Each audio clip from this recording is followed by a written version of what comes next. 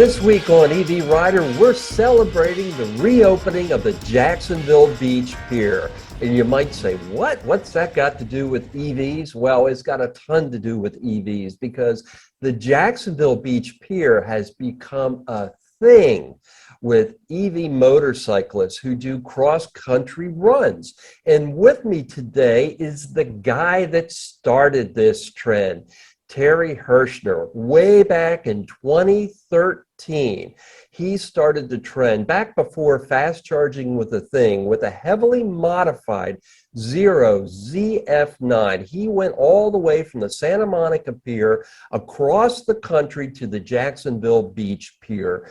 Terry, that was quite an accomplishment, and there's been quite a few electric motorcyclists that have since gone on to actually break your record, but you were the first. You started this trend, and given that Jacksonville Beach's pier has just gone through an $11.6 million renovation and reopened, I thought it might be a nice time to talk a little bit about your journey, because us Floridians are kind of proud of seeing our pier rebuilt, reopened, bigger and better than ever after Hurricanes Matthew and Irma did their thing on our pier.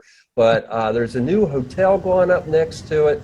Let's get to the fun stuff, which was your inaugural trip. I know the first trip wasn't successful, but tell me about that first big success going across the country on your Zero. Well, I was planning on doing it probably in July of 2013. But I was at Craig Vedder's house, and we were building a fairing for the bike, and we got messages from all sorts of people that a group called Moto Electra was going to try to cross the country from Jacksonville to Santa Monica, and they were going to leave on, I think, June 1st or something like that. And I was with Craig Vedder at the time. He's like, "Well, Terry, we can't allow that to happen. You've got to beat them."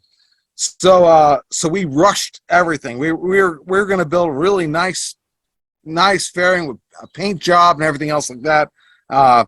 But they got me out of there on like May 28th, and I drove down to.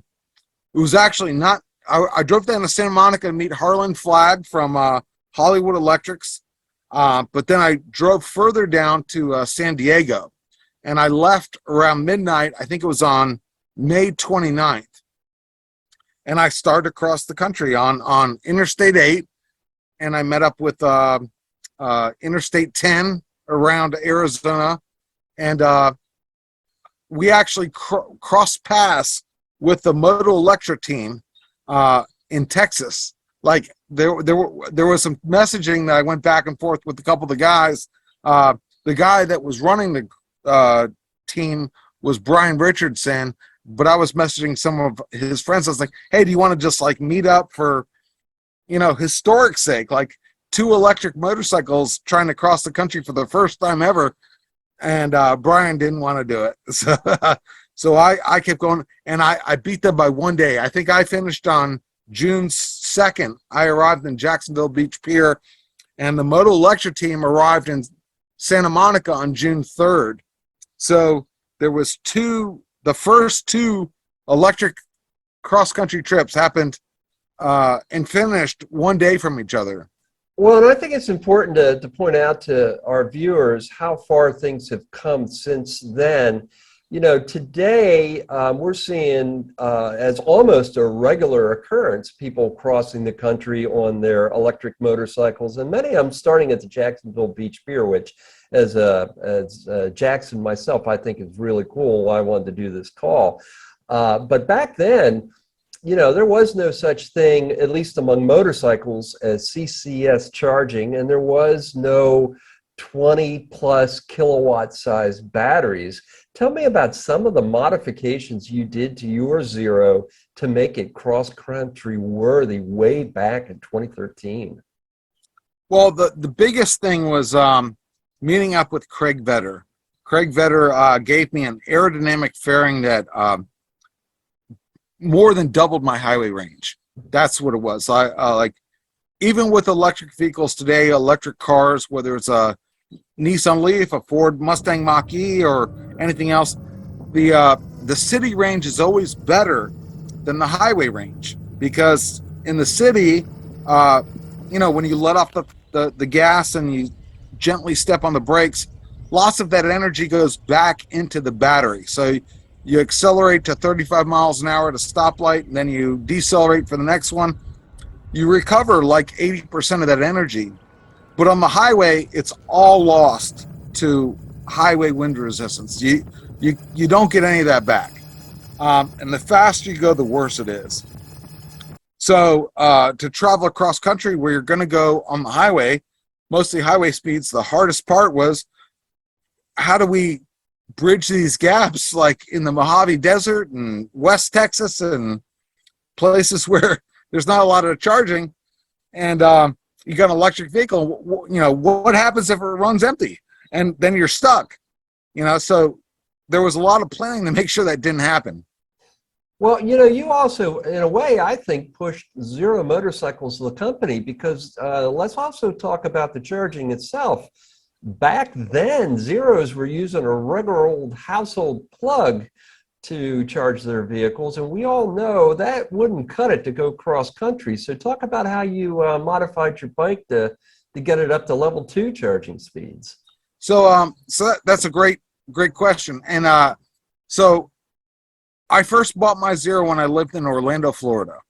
And Orlando was one of the first 9 cities in the country. They were called Charge Point America cities. I can't remember what it was, but there were 9 cities back in like 2010 that got a lot of electric vehicle charging stations just to test it out to see how it was going to go.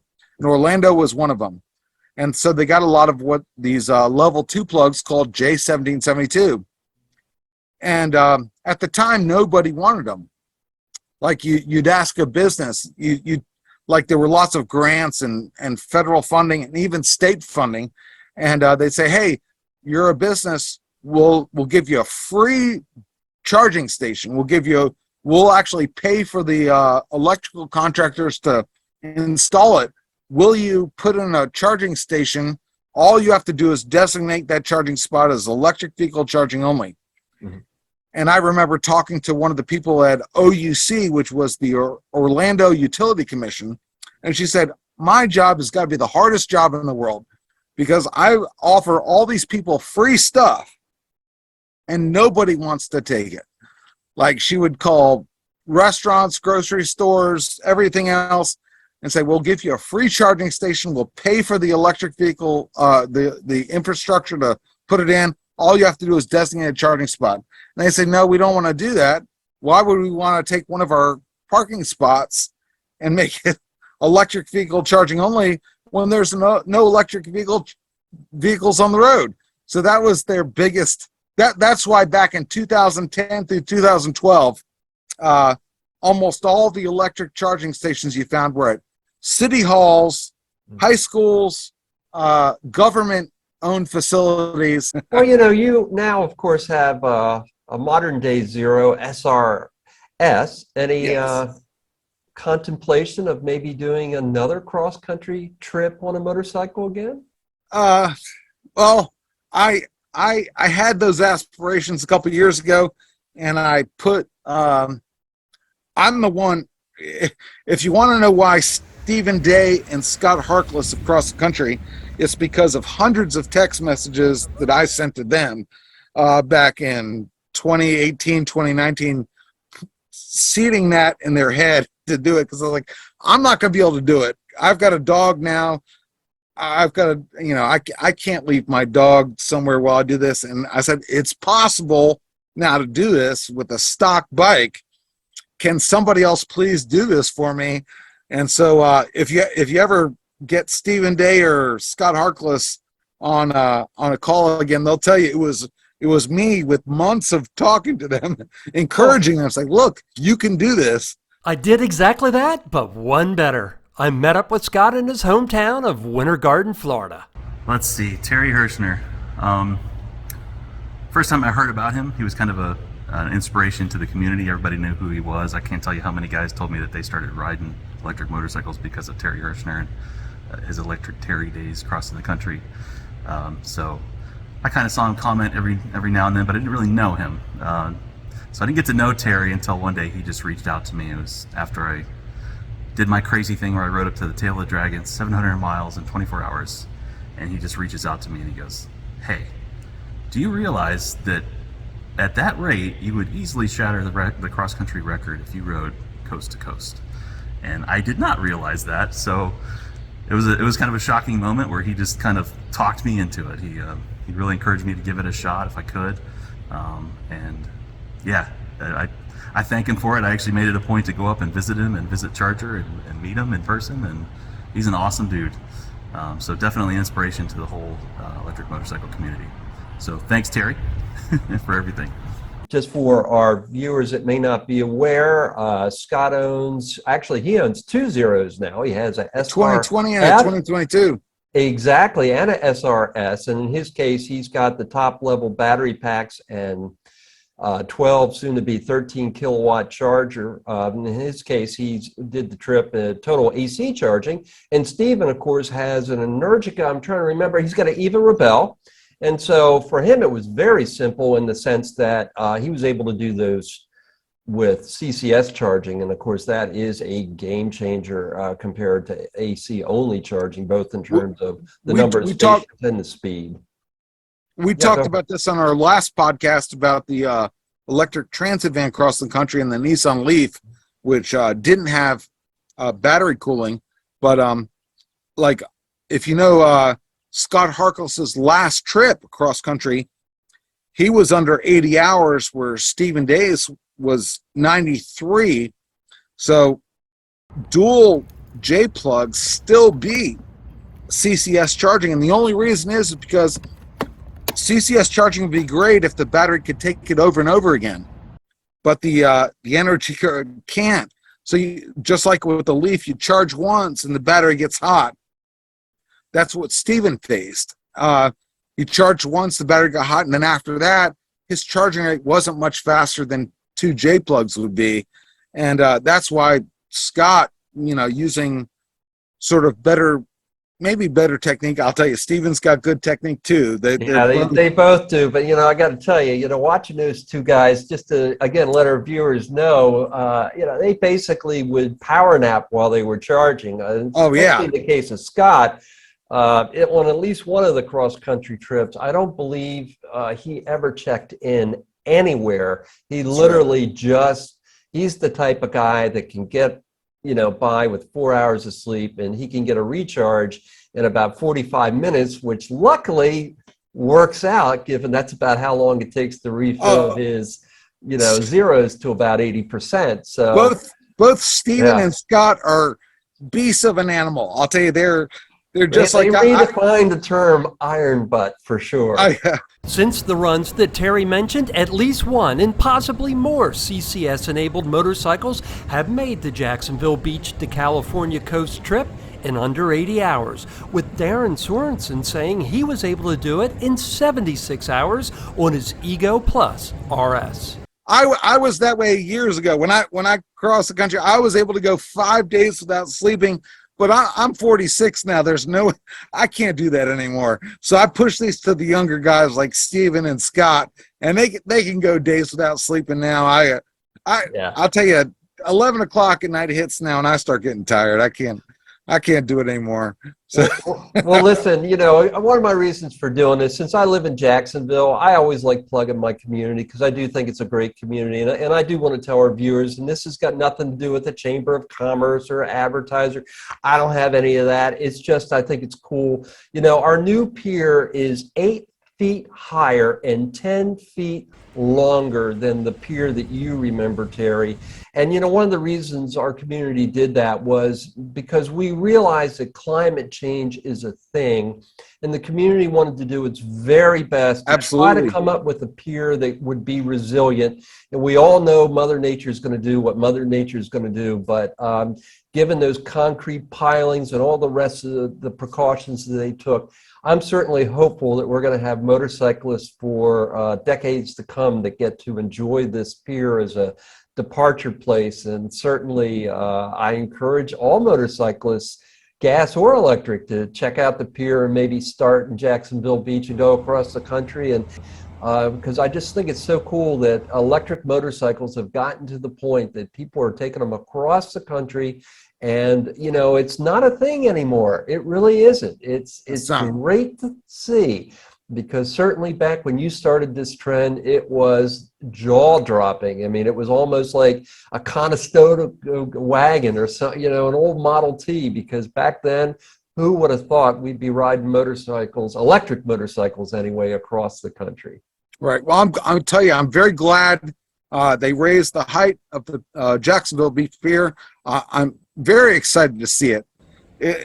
The consensus is there on climate change, and we need to do something about it for sure.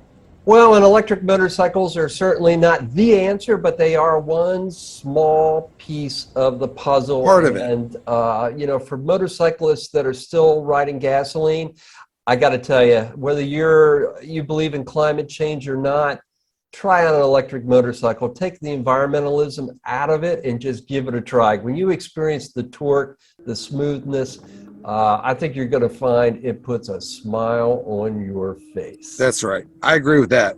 It's just more fun, no doubt.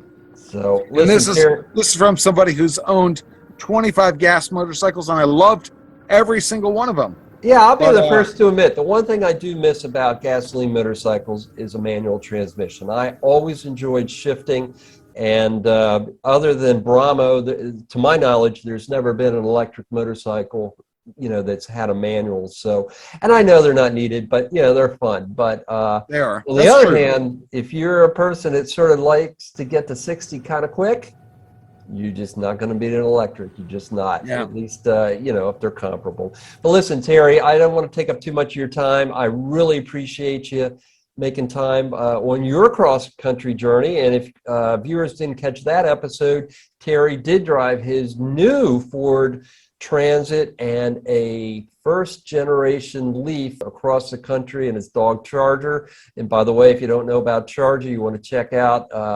Terry's Instagram for Charger, because he is a fun husky and goes with it's electric Terry on both Instagram and TikTok. Yeah, and it's fun to see Charger on the motorcycle in the van and the two of them doing their thing. So Thank you, Bill. all right, take care.